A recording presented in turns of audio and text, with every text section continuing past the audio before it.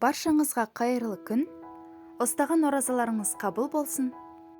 Бүгін оразаның 13-ші күніне арналған ас мәзірін сіздерге ұсынамын. Біздің бүгінгі ас мәзірімізде маклюбе тағамы. Еті жұп-жұмсақ және де күріші шашыраңқы болып пісетін бұл тағамды сіздерге де жасап көруге кеңес беремін. Арабтардың ұлттық тағамы маклюбе өте дәмді және де жасау жолы ерекше тағам.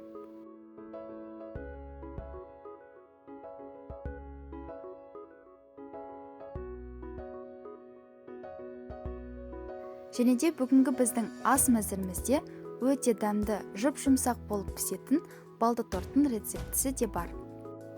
Дәл осы балды тортты мен бүгін таразының көмегінсіз жасауды көрсететін боламын. Ең алдымен тағамымызды жасауға кірісейік. Бізге қажетті заттар: ет, картоп, сәбіз, пияз және алдын ала жуылып жібітілген күріш, консервіленген жасыл бұршақ және жүгері, өсімдік майы, соя тұздығы, куркума, әмбебап дәмдеуіш, қара бұрыш, паприка, зіре және тұз. Тауық етін соя тұздығы және де басқа да дәмдеуіштермен маринадтаймыз. Өз таңдауыңыз бойынша сиыр немесе қой етін қоссаңыз болады. Қазанды отқа қойып, өсімдік майын құямыз. Майды қыздырып, туралған сәбізді салып, қуырамыз. Сәбіз жақсылап қуырылып болған соң, оны бөлек басқа ыдысқа алып қоямыз. Қазанға туралған картопты салып, оны да жақсылап қуырып аламыз. Картоп қуырылып болған соң, оны да бөлек ыдысқа аламыз.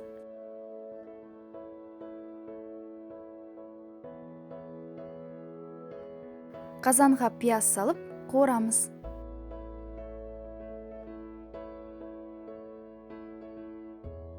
Пиязды да бөлек ыдысқа алып қою керек. Қызып тұрған майға маринадталған тауық етін салып, қызартып қуырып аламыз.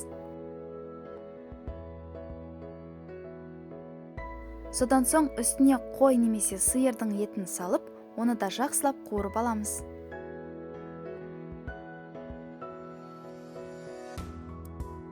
Еттерді қуырып болған соң, су құйып, бетін жауып, 1 сағатқа бұқтырып қоямыз.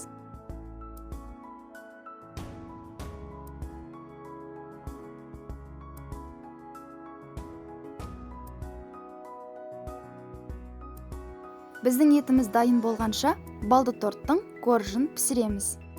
Сонымен бізге керекті заттар: ұн, қант, бал, сары май, жұмыртқа және ас содасы.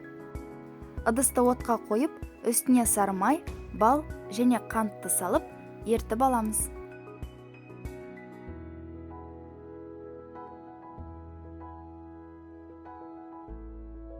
Қант пен сары май еріді, енді оны басқа ыдысқа құйып, 1 шай қасық ас содасын саламыз. Ас содасын салған кезде тез қозғау керек. Біздің массамыз отта тұрғандықтан ып-ыстық болады. Сондықтан оны аздап суытып аламыз. Содан соң 2 жұмыртқаны кезекпен салып араластырамыз. Сұйық массамыздың үстіне аз-аздан ұн салып, жұмсақ қамыр илейміз.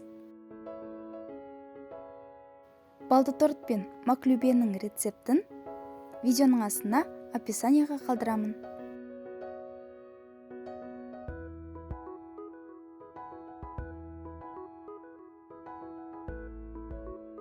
Қамырды қолмен илегенде аздап жабысуы мүмкін. Бірақ рецептте көрсетілген ұннан артық ұн қоспаңыз.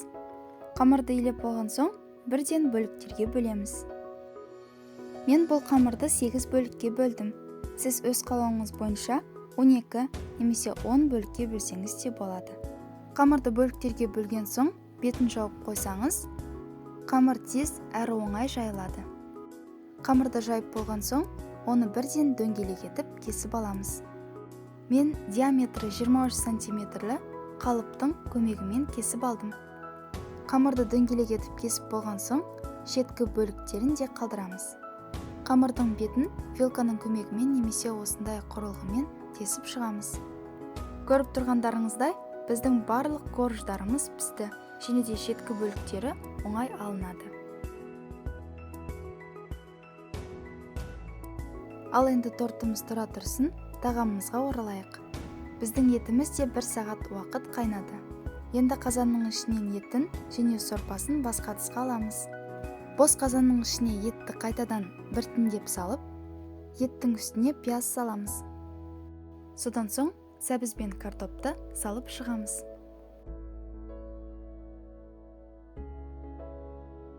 Консервіленген жасыл бұршақ пен жүгеріні салуды ұмытпаңыздар. Және де әмбебап дәмдеуішті қосамыз. Енді алдын ала жуылып жібітілген күрішке куркума, зіре, тұз салып араластырамыз. Қазанның бетіне күрішті осылай себіп шығамыз. Ең соңында жаңағы ет қайнаған сорпаны құйып, қазанның бетін жауып отқа қоямыз. Газдың немесе плитаның асты орта болу керек. Күріш осылай ісе бастағанда араластырып тұрамыз. Және де керегінше су құйсаңыздар болады. Күріш 10-15 минут қайнаған соң, қазанның бетін жауып, астын төмендетіп 30 минутқа бұқтырып қоямыз. Ал енді балды торттың кремін дайындайық. Ең алдымен сүтті ысытамыз. Бірақ сүт қайнап кетпесін. Бөлек ыдысқа 2 жұмыртқаны шағып аламыз. Үстіне қант, ұн және крахмал салып араластырамыз. Өз қалауыңыз бойынша ванилин салсаңыз да болады. Isыған сүтті жұмыртқаның үстіне құйып, бірден тез араластырамыз. Дайын болған массамызды табаға аз-аздан құйып, осылай қозғап отырамыз.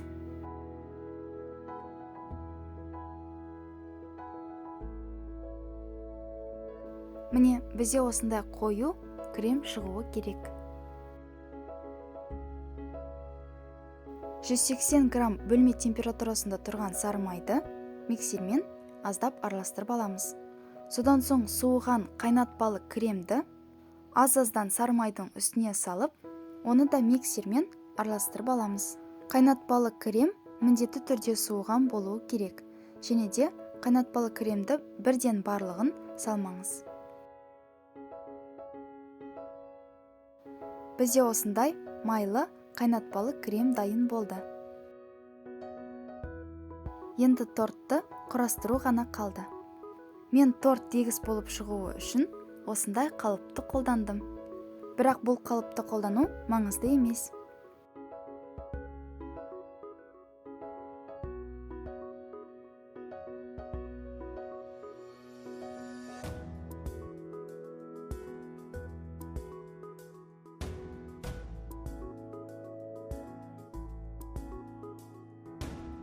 Балды торттың дәл осы рецептін сіздерге де жасап көруге кеңес беремін.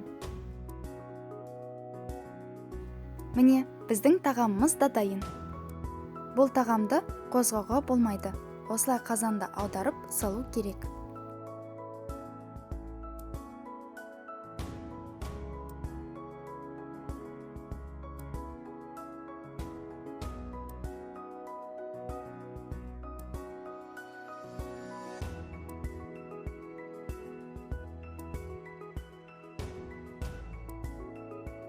Біздің бүгінгі ауызашардың 13-ші күніне арналған ас мәзіріміз де дайын. Сіздерге бүгінгі ас мәзіріміз ұнады деген ойдамын. Каналымызға жазылып, осы видеоға лайк басып, сұрақтарыңыз болса комментарийға жазып қалдырсаңыздар болады. Ұстаған оразаларыңыз қабыл болсын. Келесі кездескенше.